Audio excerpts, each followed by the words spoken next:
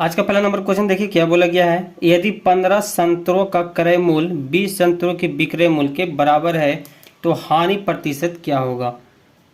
15 संतरों का क्रय मूल्य 20 संतरों का विक्रय मूल्य को एसपी से डिनोट करते हैं, बराबर है।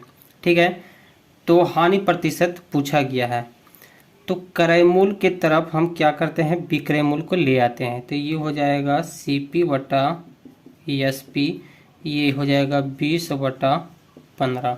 ठीक है, अब देखिए यहाँ पे क्रय मूल्य हो गया 20, विक्रय मूल्य हो गया 15। क्रय मूल्य का मतलब होता है कि जिस दाम पर कोई वस्तु खरीदा जाता है, यानी कि 20 रुपया में खरीद रहा है और 15 रुपया में बेच रहा है, तो यहाँ पे हानि हो रहा है। ठीक है, अगर ये ज़्यादा में बेचता, 20 से अगर 21 में बेचता या फिर 20.5 में भी बेचता तो कुछ ना कुछ तो हानि फायदा हो रहा था, लाभ हो रहा था, लेकिन यहाँ पे कम में बेच रहा था, हानि हो रहा है। ठीक है, तो हानि बराबर होता है, हानि प्रतिशत बराबर फार्मूला होता है हानि 5 का बटा क्रय मूल्य 20 है, इंटू होता है 100। ये 20 से कट जाएगा कितना बार में, 5 बार में, 5 चौक 20 होता है, गुना कीजिएगा तो ये हो जाएगा 25, यानी कि 25% का हानि हो रहा। 56 के वर्ग का इकाई स्थान यानी कि इकाई क्या होगा, ये कह रहा है 56 का वर्ग है, यानी कि वर्ग स्क्वायर हो जाएगा, तो इसका इकाई अंक क्या होगा, तो इसका इकाई अंक 6 होगा।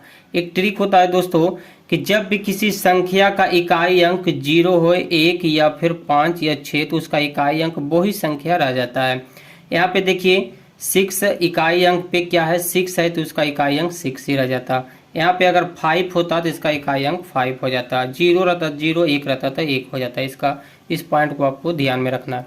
जैसे कोई बड़ा संख्या दे दिया जाए 6, 7, 8, 5, 1, इसका आपको इकाई अंक पूछेगा तो आप कितना निकालिएगा, तो ट्रिक के माध्यम से आप डायरेक्ट इसका इकाई अंक 1 लिख दीजिएगा। किसी समचतुर्भुज की प्रत्येक भुजा की लंबाई 5 सेंटीमीटर है। देखिए यहाँ पे एक ये समचतुर्भुज हम बना लेते हैं।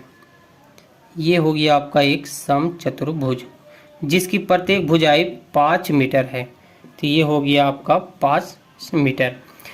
तो इसका जो इसमें देखिए हर एक समचतुर्भुज में 2 विकर्ण होता है, और विकर्ण जिस पॉइंट पे ये काटता है वहाँ पे आपका 90 डिग्री का कोण बनता है।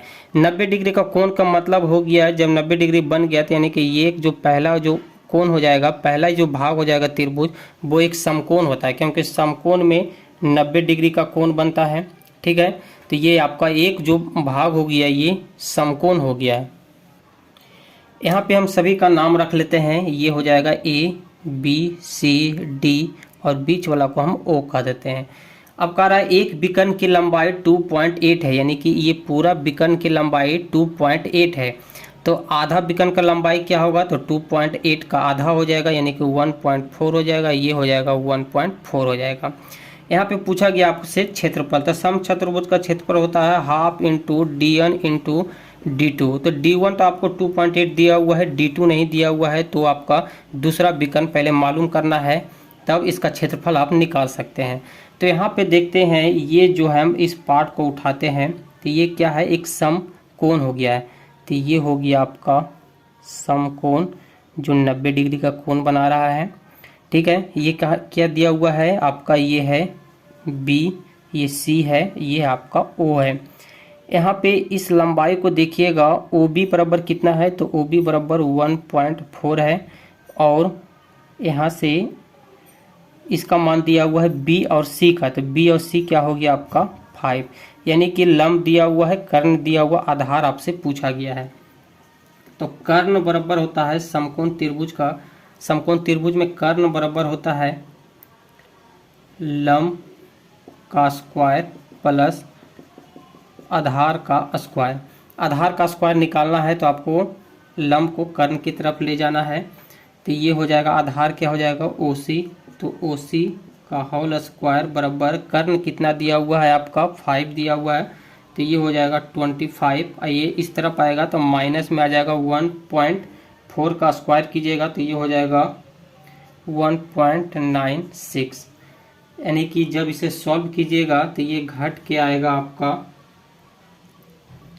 23.07, ये हो जाएगा OB। स्क्वायर को हटाएंगे तो इस तरफ रूट चढ़ जाएगा, और रूट जब ये टूटेगा तो ये हो जाएगा 4.8, यानी कि ये आ गया आपका 4.8। ये वाला जो पार्ट है वो आ गया आपका 4.8, यानी कि इस पॉइंट O और C का आ गया 4.8, तो इसका पूरा पार्ट क्या हो जाएगा, इसका डबल हो जाएगा।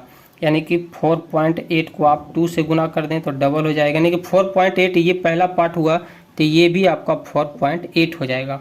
अब देखिए क्षेत्रफल निकाल सकते हैं, तो ये हो जाएगा हाफ इंटू D1 कितना दिया हुआ है, D1 दिया हुआ है 2.8 और D2 क्या निकल के आ गया है, तो ये आपका आ गया, दोनों को आप ऐड कीजिएगा तो क्या हो जाएगा 8 8 16 4 4 8, ये 9, ये 9.6 हो जाएगा। या फिर आप 4.8 को 2 से गुना कर दीजिएगा तो यही संख्या आ जाएगा।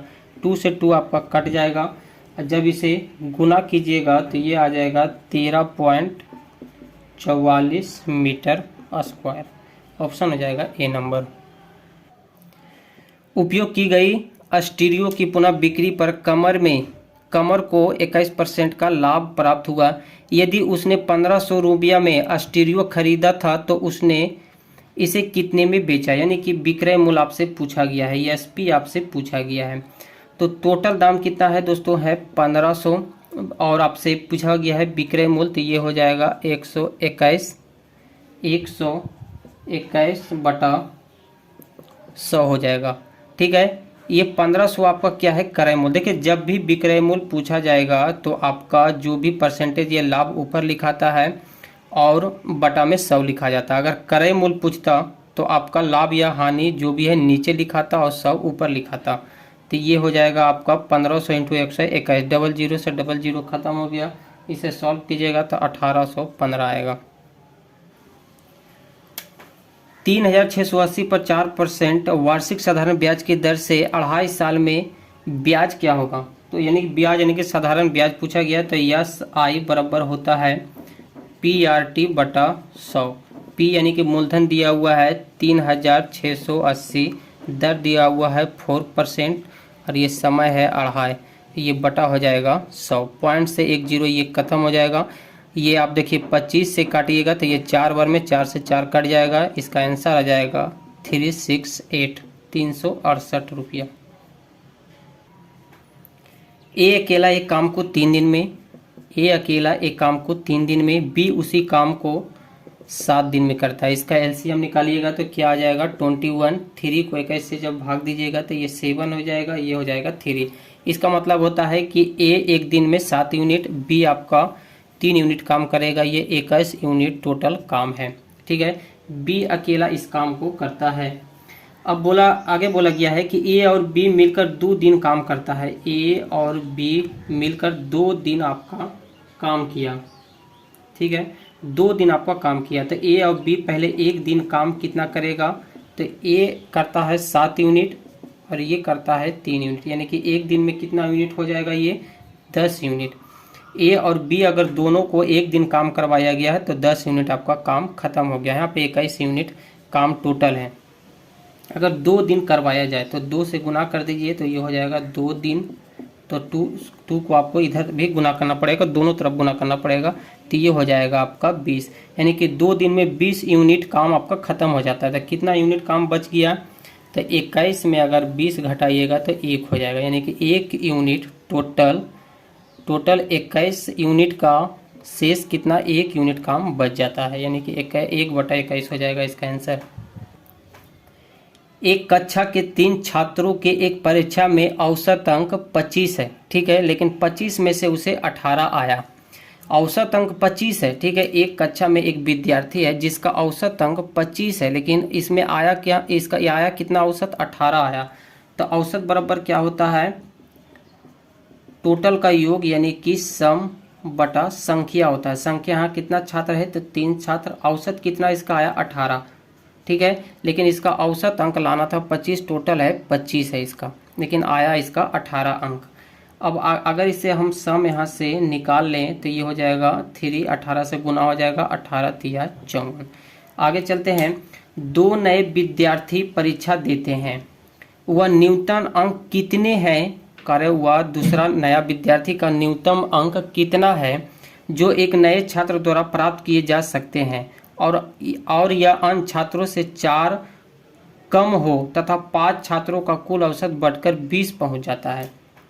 चलिए आगे हम निकालते हैं न्यू छात्र का हम औसत अंक निकाल लेते हैं। तो यहाँ कह रहा है 5 छात्रों का कुल औसत अंक, यहाँ पे औसत अंक यहाँ पे 20 दिया हुआ है, तो ये हो जाएगा 20 सम, ये न्यू वाला का है, ये हो जाएगा 5, यानी कि सम न्यू वाला छात्र का हो जाएगा आपका 100। तो दोनों का अंतर यहाँ पे कितना है, पहला जो पुराना वाला छात्र है उसका अंक आया 54 और नया वाला छात्र का अंक आया 100 आया। इसका अंतर कितना हो जाएगा, तो इसका अंतर हो जाएगा 46।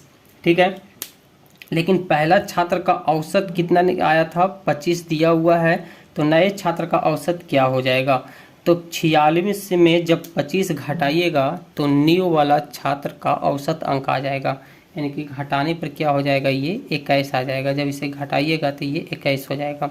अब कह रहा है कि यह अंतर 4 कम होना चाहिए। देखिए अंतर यहाँ देखिए घटाइएगा तो 4 कम भी हो गया है, यानी कि आपका क्वेश्चन का आंसर ये 21 सही है।